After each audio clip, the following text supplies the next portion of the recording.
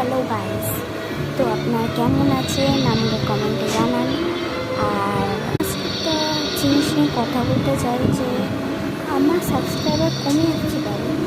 ও কদিন ধরে আমি ভিডিও করছিলাম না, তাই বলে ফোনে না আমি শেষ হয়ে গেছে, ভিডিওটা করতে পারেন। তারপরে আমি করা শুরু করে দিয়েছি।